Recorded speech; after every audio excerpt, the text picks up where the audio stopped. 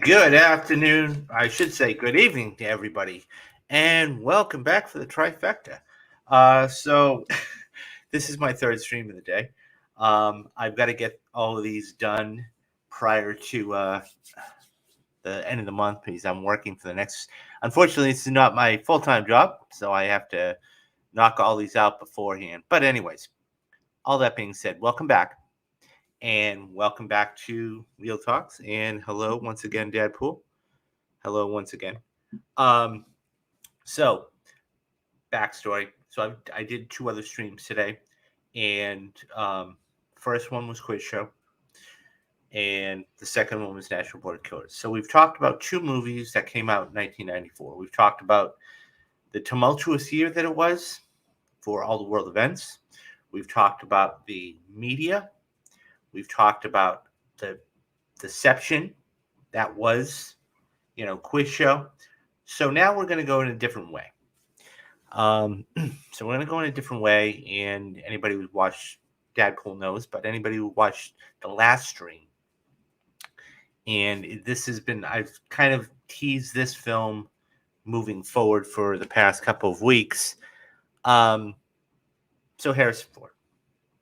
Harrison Ford is, Tom Cruise has always been the major movie star for the past 40 years.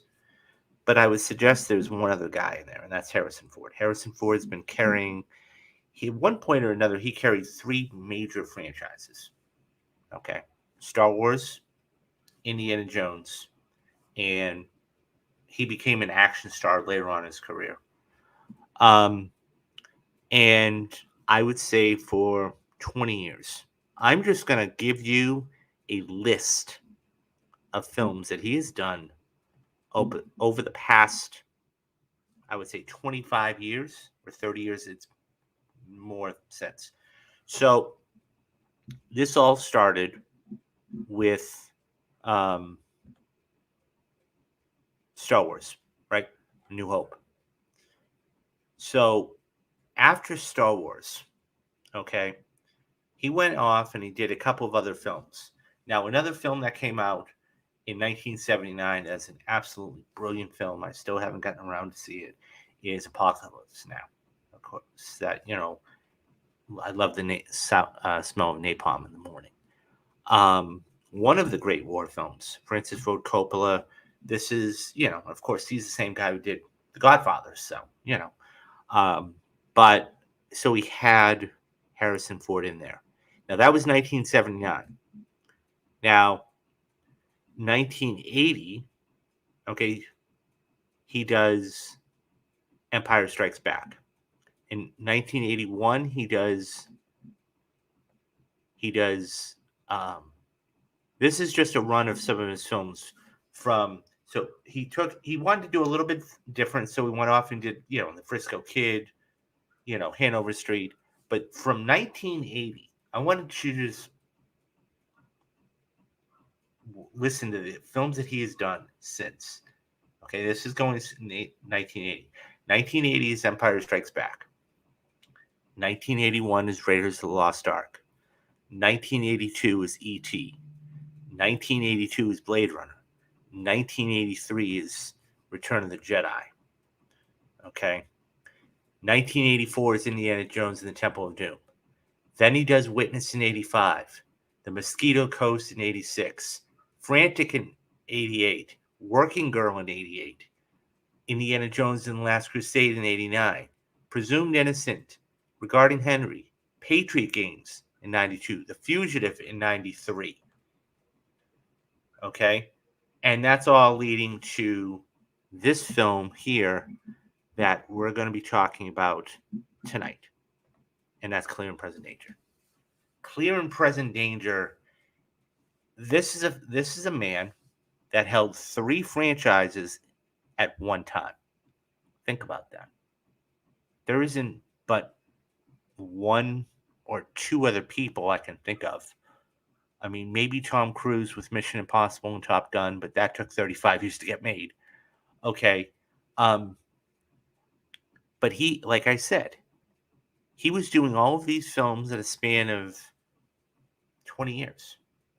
that just goes to show you how good Harrison Ford was. And then I'm not even talking about doing things like, you know, Air Force One in 1995. Okay. I mean, so you have Clear and Present Danger in 94. Okay. Then he goes to do Sabrina in 95. Okay. Air Force One in 97. And then he started to tail off from then.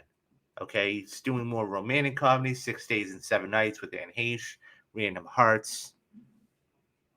Um, you know, but he's done it all. He's done it all. Um, but that was really that period of time was easily the best how you can have three franchises. So, okay, so let's get back to Clear and Present Danger. Clear and Present Danger was a film that was done in 1994, and it was directed by Philip Norris. So Philip Norris he actually went off and he did Patriot Games a couple years prior. So they had worked together. So this was released in August. So this was actually released a couple of weeks earlier than the previous film I was just talking about in Natural Born Killers. So this opened against The Little Rascals and Airheads, and it reached the number one spot ahead of The Mask in July 29th. Forrest Gump, which opened right after the 4th of July, and as I said before, Little Rascals. So this stars, of course, the one aforementioned Harrison Ford. Now he is playing Jack Ryan for the second time in his many movies. And we've had the character of Jack Ryan played in a multitude of other movies by a multitude of other actors. Okay. And so we've had, well, we had Chris Pine played Jack Ryan Shadow Recruit, which was terrible. We've had Ben Affleck play him, and Harrison Ford, and I think there was one other actor. Oh well, of course we have the Amazon series now. So there's been a couple of other actors to play, but this one was really so. Tom Clancy was at the height of his powers, at his writing powers. Patriot Games was a really good, successful film for not only the studio, but Harrison Ford, so they wanted to continue. So, thank you. Thank you, John Krasinski. I knew I couldn't think of his name. So, yeah, so definitely. So, we've had a couple of other people play Jack Ryan before. So, not only was Harrison Ford in this, okay, but we had, so Alec Baldwin is another one too. So in this film, okay, it co-stars William Dafoe, who's a fantastic actor, Ann Archer, and of course James Earl Jones. James Earl Jones, it's ironic because he lends the voice to Darth Vader, right? So his, a little bit of a Star Wars connection there for you. But yeah, so he plays Admiral Greer. So the co-stars, okay, were Henry Zerk, who actually, once again, so ends up getting Mission Impossible. So he was so good in this that they actually gave him Mission Impossible. So that is, as Kendrick. So it was nice to see he was in a couple of different franchises, but that's a pivotal scene right there. I'll get to in a couple of minutes. But he was really good as Ritter, that evil Ritter. So going back to that, so we had him as Robert Ritter. We had Joaquin, I'm going to butcher his name, I'm sorry, Diamante, who played Felix Cortez. And then we had Harris Eula, who played Cutter. So this was written by Tom Clancy, who has done a bunch, Hunt for Red October, and everything else. And actually, the same writer who did Hunt for Red October, Donald E. Stewart, actually wrote this. Steven Zeller, and butchered his name. I'm sorry, guys. Ended up doing a couple of big ones: Schindler's List, Moneyball, and of course, American Gangster. So the development of this actually came right after completing Hunt for Red October. Um, so they were John Batarian had wanted to direct an adaptation of Clear and Present Danger, and departed from the production after an early script by John Millis was rejected in favor for Patriot Games. Now, his first draft was more faithful to the book than the final film, and he later added the sequence where Jack Ryan is ambushed in the SUVs, which, by the way, is one of the more pivotal, I think, sequences. Because we always see Jack Ryan, he's basically doing a couple of different things, right? He's trying to juggle his family life. He's got a new son. He is trying to juggle his job, okay? And then, Admiral Greer, who we find out early on is very sick, and he has stage 4 cancer. And so, you know, that's the scene where they're laughing. He says, like, well, why did you, or, you walk into a bear trap after a couple of weeks? Because you're trying to impress the president. So he goes down to Mexico, not knowing what he's doing. Cortez actually has an ambush lined up, and there is the end result. So they killed everybody except Ryan.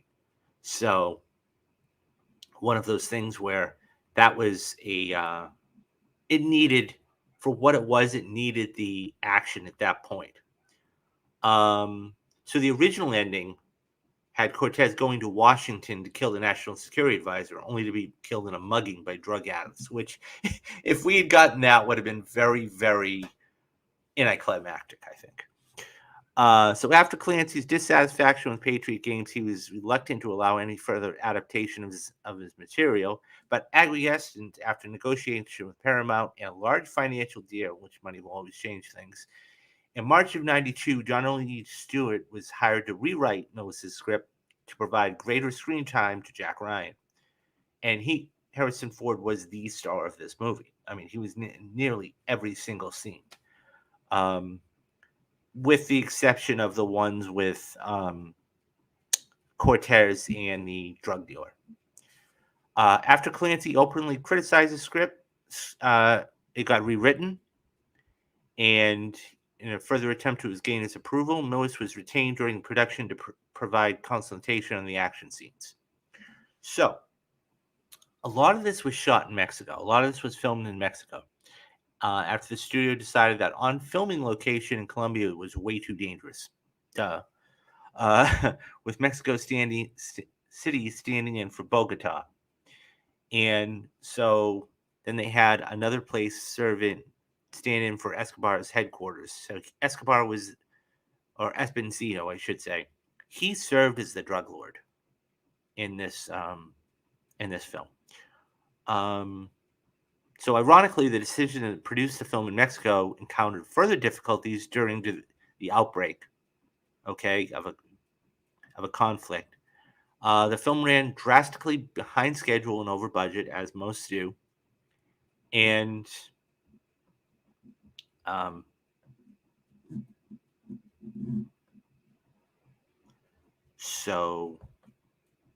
and then part of the footage was shot in the United States was destroyed during the 1994 Northridge earthquake. So anybody who was in California at that time kind of, felt that. After negative results from test screenings, part of the films were reshot using the other screen. Now, let's talk about I know we kind of dove into the behind the scenes, but a little. So once again, Philip Norris directed this, and he also did Patriot Games, the first film. So this had a little bigger budget than both the other films I talked about today, and this was $62 million. And you can see why. I mean, it's an action film. I mean, it's a political thriller at the end of the day, right? So it had a $62 million budget, and It ended up making $215 million worldwide. And the opening weekend of the film did very well. It made $20 million, and it went on to gross over $100 million for the whole film. So that's the particulars. So basically, this film is about somebody who gets killed on a boat and is friends with the president. And the president then decides that he wants to do something.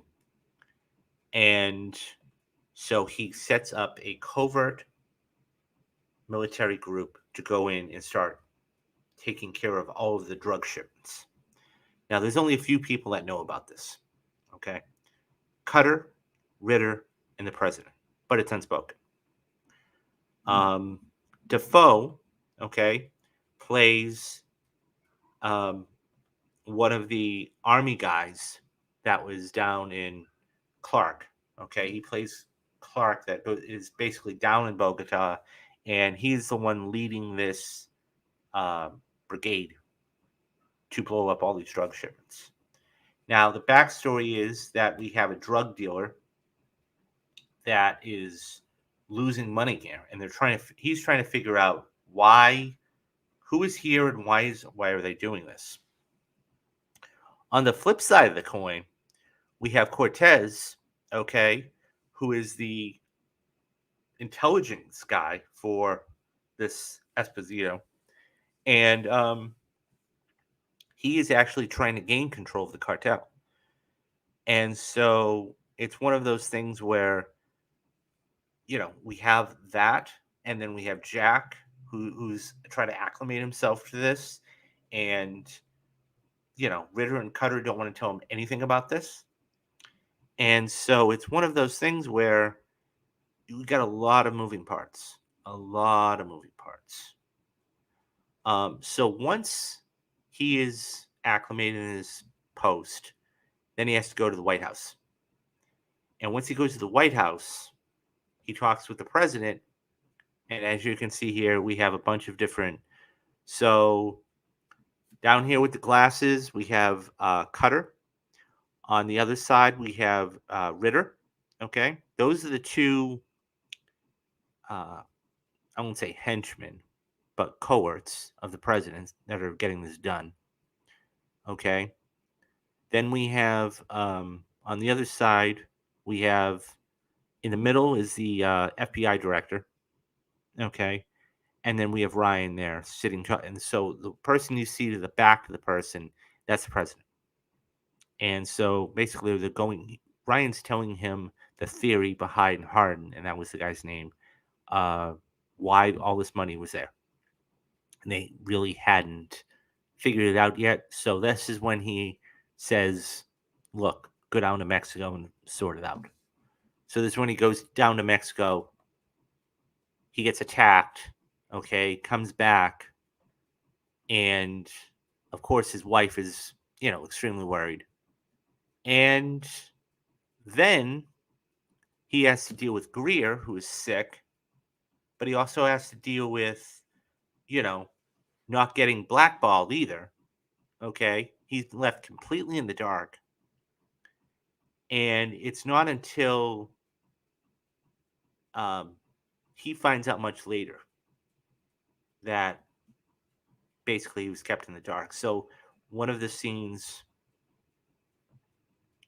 is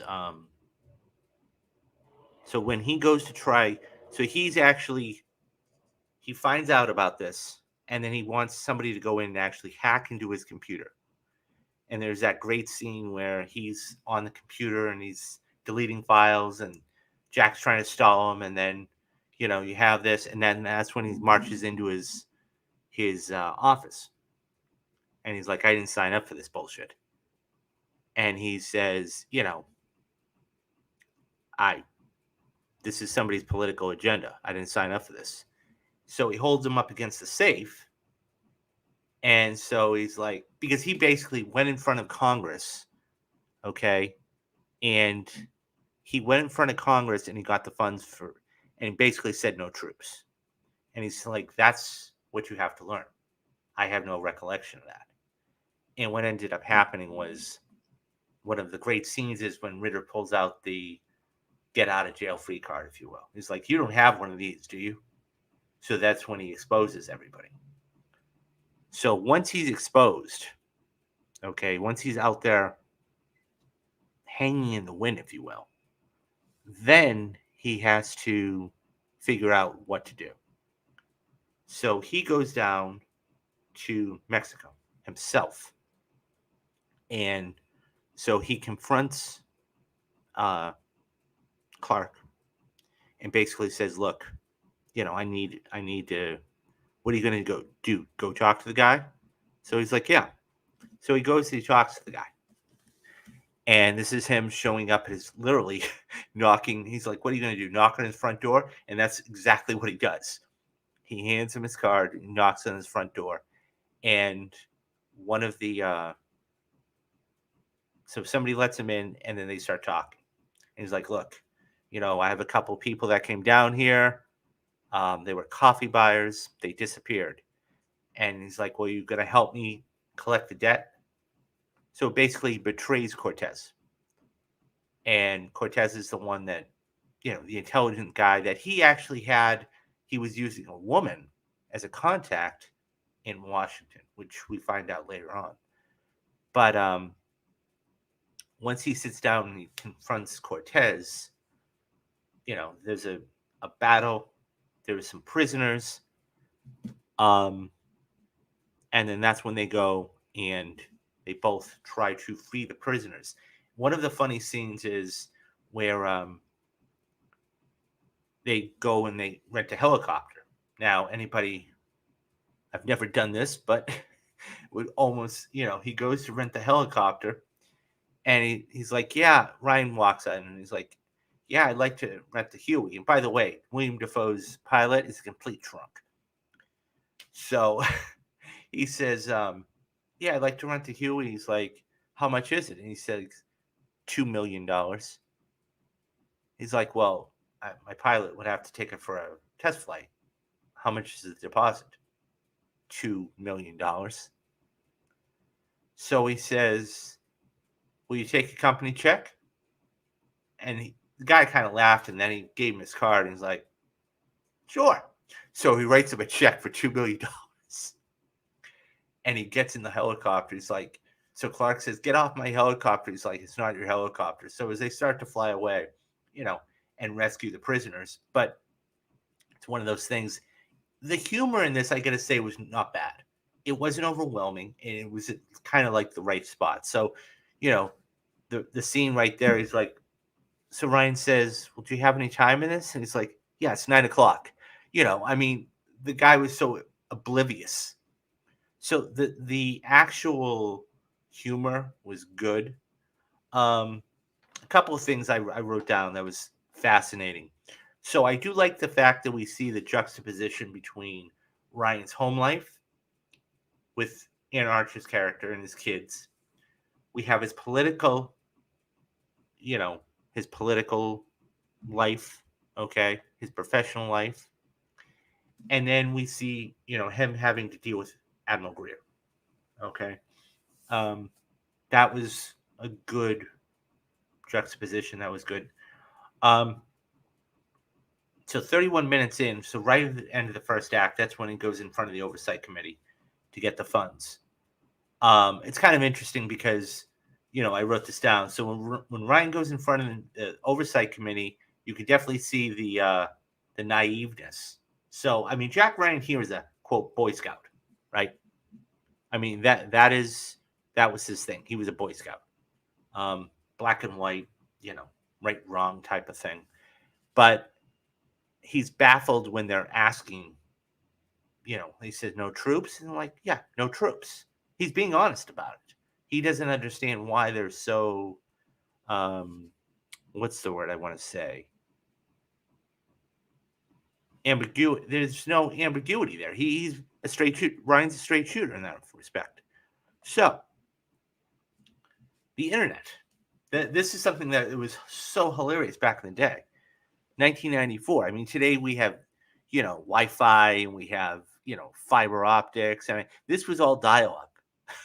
It's like, because it was like the start of the internet. It was like AOL. Everybody had dial-up modems. So it was just one of those things where I think that, so this actually, the shot when they're getting attacked. So this is something else I kind of noticed. This shot down here, right? When we see Ryan diving after the explosion, it reminded me, the slow-mo reminded me of Patriot games. So anybody and I'm sure Philip took this right out of Patriot games too.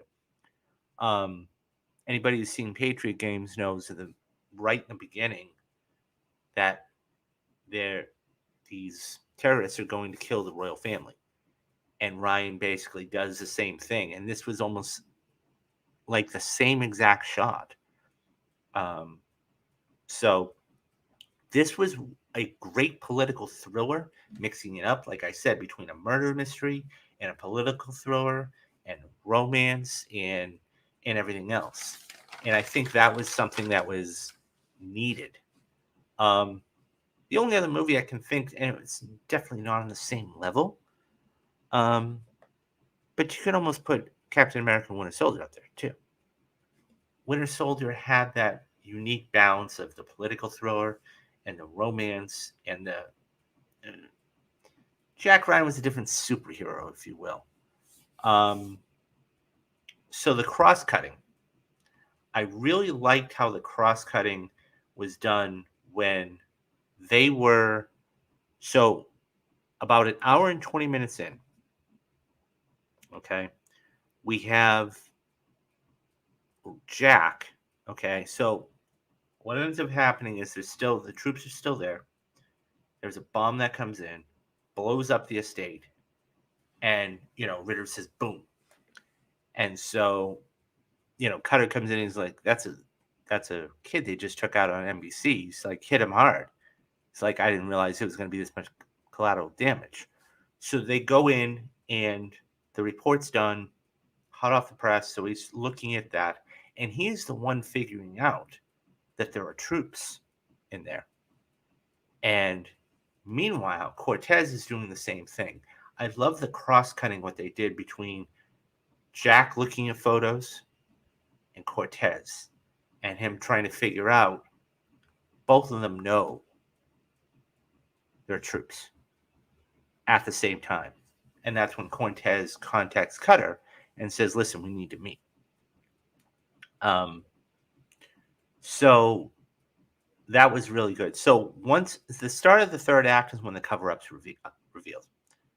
And that's when, the house of cards, so to speak, starts falling. Okay.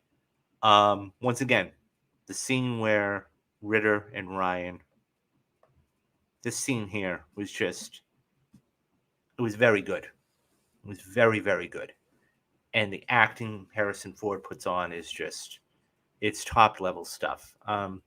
Zurich, of course, he's going to go and play, Kendrick in a couple of years in Mission Impossible, and he was a very good villain too. This was good practice for him to actually go.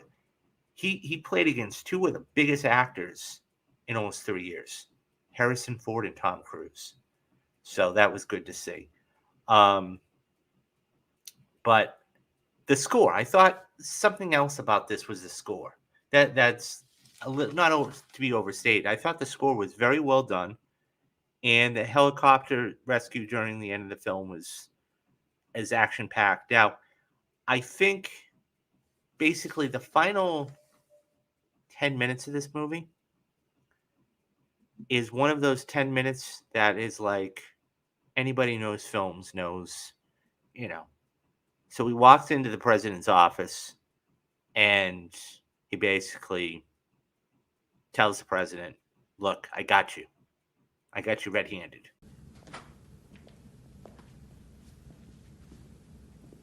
President will see you now, sir.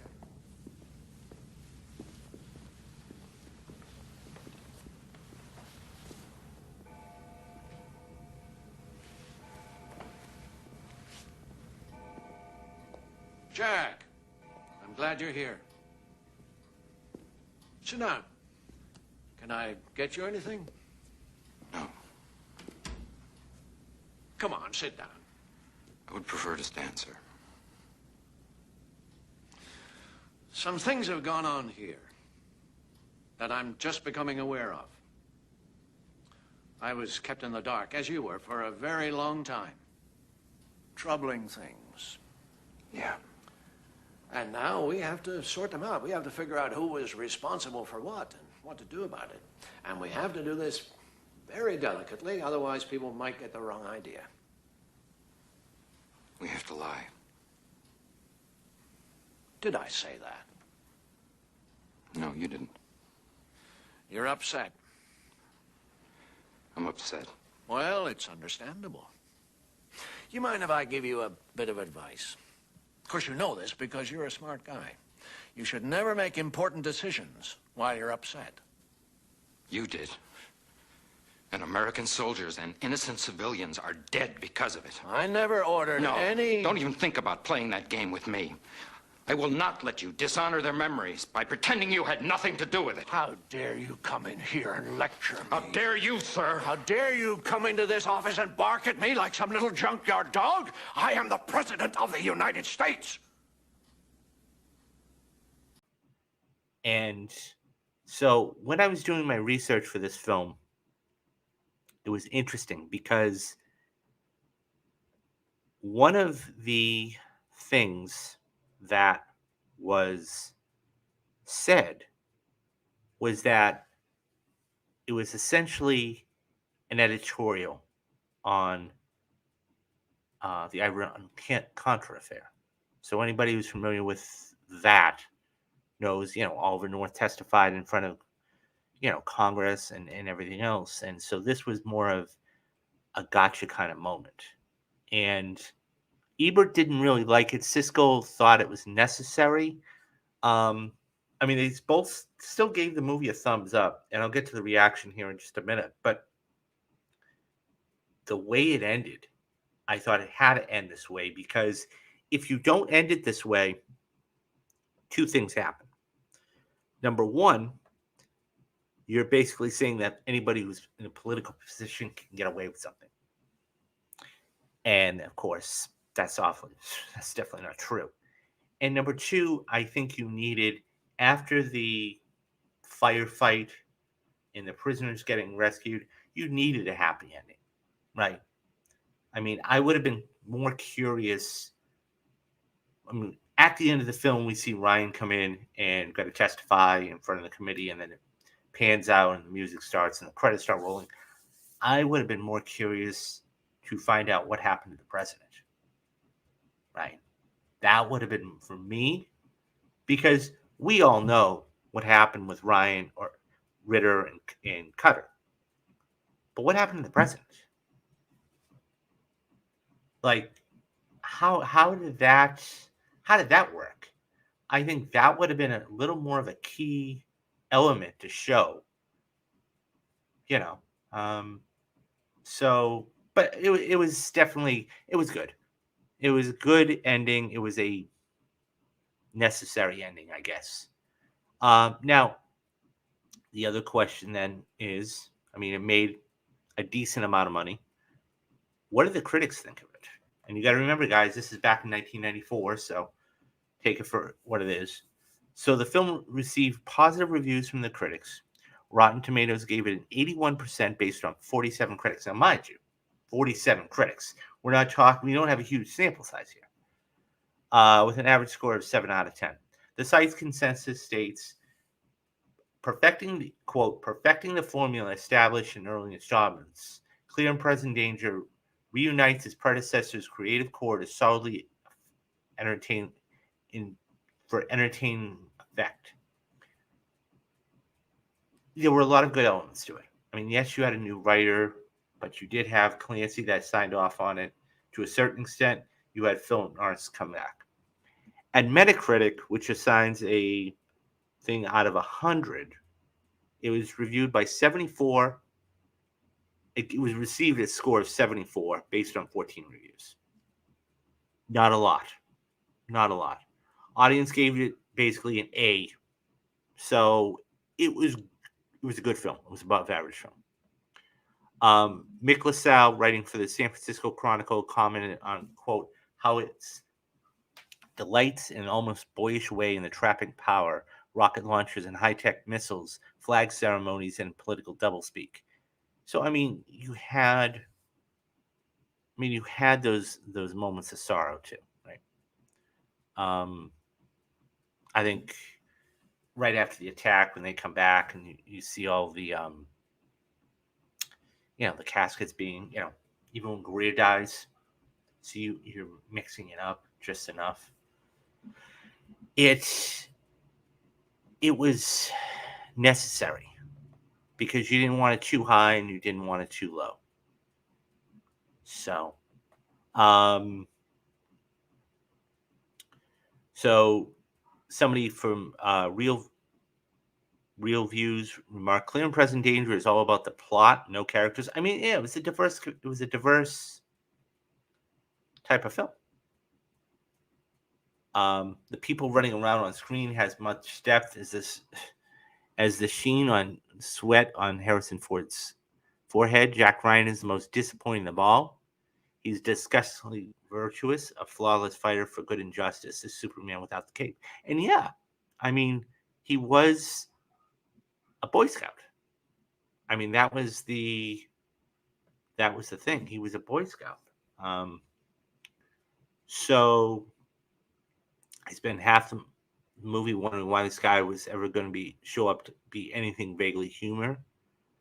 You know, if you take a look at all of the movies that were coming out, like I said, 1994 was a big year. I mean, you had Quiz Show, you had Natural. You had a big dichotomy of films: Pulp Fiction, Quiz Show, Natural Born Killers. You needed some action there. Even Ritter calls him a Boy Scout. So it's one of those things where, yeah, I mean, that's the character. That's how he played it. I think that it was good for its time. Um, I'm kind of glad they didn't continue with it, but I think they could have. But at that point, Harrison Ford was too big for his bridges. It was good to see him get revitalized because Harrison Ford at that point he had done all these different films. I mean, he had done Sabrina, he'd done The Mosquito Coast, he'd done Witness, he had done Working Girl, even though it was a couple years earlier than that. Um, so he does Air Force One a couple years later. That really launched him into a whole new action kind of hero type of thing. Um, but yeah, it was so how it holds up. I think it's good. I think is it one of his greatest movies? No. Philip Norris, he didn't direct a lot of films, so you really can't say, he doesn't really have that large of a sample size to really say, oh, this is one of his top X amount of film because he never directed a lot. I think he directed like 5 or 6 films. Those two, Patriot Games and Clear and Present Danger, being those. And I think that for what it was, and that's what you have to look at, what it was, right? What it was, I think it was a good film. It had action. It had some romance to it. It had the political thriller, the drama. Um, it showed the House of Cards in Washington, if you will, the inner workings of how 2 or 3 people can basically. You said something earlier, Dad, Paul, and you were right about it, and that was this. We're seeing this happen right before our eyes, right, every single day. This is something. I mean, if you look at the last 6 months, right? I mean, we just had a new House Speaker because, one person got together a group of 8, unbeknownst to anybody, and it was because of how many concessions he had to make and how many times they voted and everything else, and they kicked the guy out in 24 hours, like that. And this is the type of thing that you have cover-ups happening all the time. And that's what really this was. It was a cover up to get to the end goal. And this is something that's happening every day. So I think that, and not only was it an editorial for the Iran Contra affair, but you can even go back to say, as far as Watergate, you know, like I said, I would have liked to have seen what happened to the president. Because, I mean, that was in the scene where he says they're probably going to get a slap on the wrist and $20,000 in the lecture circuit, talking about Ritter and Cutter. But we don't know what happened to him either, right? And he says, the country can't afford another scandal that goes all the way to the top. Greer will take some of the blame, and then you'll get some too. The old Potomac two-step. And he says, I don't dance, Mr. President. But we never saw it. So, probably out of the three I've done today, this is the lowest of the three. Nothing fantastic, nothing great. Certainly not a quiz show, certainly not a Natural Born Killers. Ironic they all came out right around the same time, though. I mean, it was just phenomenal. What a time to be alive, not only for just in general, but for cinema. So he says, ironic that Harrison Ford will be playing the corrupt president of the Thunderbolts movie. Yes, he will. Yes, he will. So it's interesting too because he played the president once again, a hard-headed Boy Scout kind of president in Air Force One, which, by the way, I thought was a phenomenal movie. Gary Oldman, Harrison Ford. But yeah, Thunderbolts is going to be interesting. For me personally, it's not this year. This year has some good films coming up. It's next year. You got to really look out for 2025, and I'll be doing a 2025 preview at some point down the road. Or 2024, but I'm definitely going to talk about 2025 too. 2025 is going to be loaded. Absolutely loaded. You're going to have Avatar. You're going to have Mission Impossible. You're going to have Superman Legacy. You're going to have a ton of other movies come out. 2024 is going to be a good year too. Don't get me wrong. But 2025 is going to be like this year too. So yeah, I'm going to be doing a 2024 preview very soon and talking about the top 10 most anticipated movies. And then for me, right now, early in the year, it's got to be Dune 2. It's got to be Dune 2. I've got to sit down and watch Dune again. I saw it in the theaters right before the pandemic. I really enjoyed it, but I can't wait for Dune 2. The cast is stacked. And to be frank, I'm glad it's coming out next year because the one drawback is it's coming out in March. And I think the awards might actually forget about it. But we'll see. I think it's going to be a very good, solid movie. But yeah, it's Harrison Ford is one of those guys that, when we talk about movie stars, Tom Cruise is always up there, but Harrison Ford too.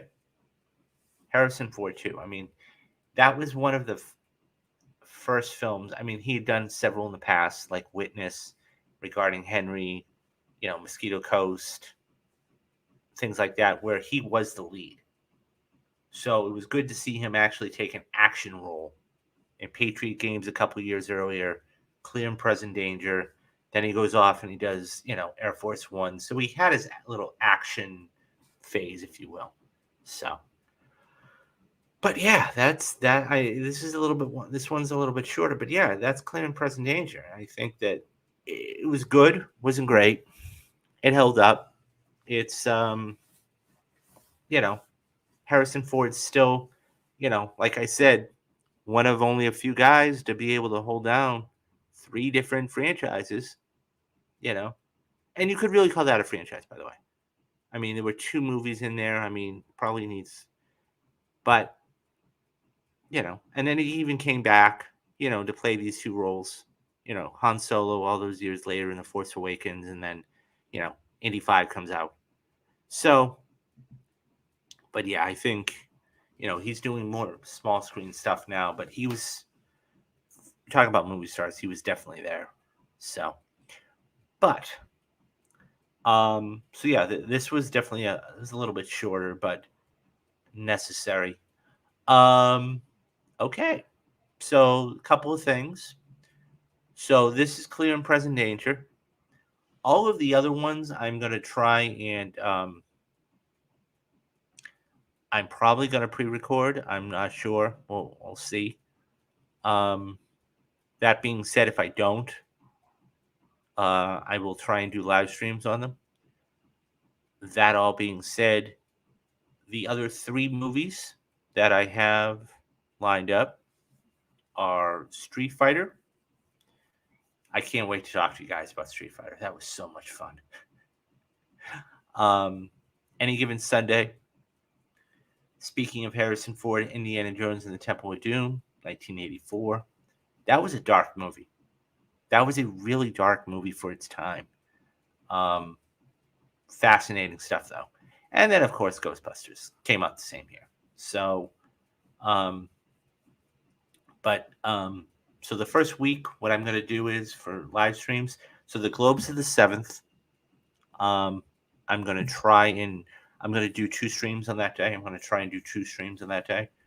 One of them is for like a preview of the Golden Globes, and I'll do a post, and we'll talk about the winners and then where everybody's standing now and all that stuff. So, and then as we move forward, I'll talk about 2023, 2024, and what to expect. I got a lot of stuff coming up on the channel, guys, which is great for you. So there's a couple different ways you can help. One of them, watch the videos. I know these are longer videos, but take in bite-sized chunks. That's fine by me. As long as you're able to sit down and digest it, and that's the biggest thing. I want to bring you the guys the best entertainment. The other way you can support me, hit that like and subscribe button. That tells me that you guys like the content and you want me to continue bringing you this content. The other thing, I'm going to try and grow the channel monetarily. Dadpool is, so fantastic in doing. So you might want to follow his lead. I do have a membership page. There are 3 memberships. You can do $2.99 a month. I made it very cheap for everybody. $5.99 a month is the minimum, or the middle one. And then the biggest one is $10 a month, guys. You're not going to get all this entertainment for $10 a month anywhere, ever. So, and then of course I have the store. We've got Christmas right around the corner. Mugs, t-shirts, sweatshirts, fantastic gifts for anybody and everybody.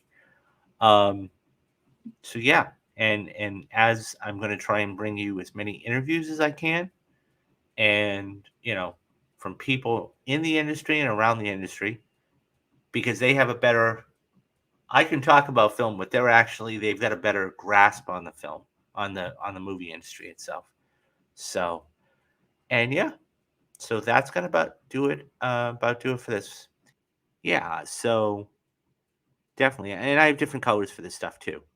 I thought I had mugs there. I'll have to. I think this is the featured stuff, but I'll definitely have to check out the other stuff. But yeah, so that's the link to the store, and like I said, so go check that out, and that will be good to see. So that is all for today, and I will talk to everybody very soon. And do the 3 things you need to do: be safe, be careful, and have a great rest of the evening. And I will speak to everybody later. Take care of yourself. And my name is David Steele, and you have been watching Real Talks. Bye bye, guys.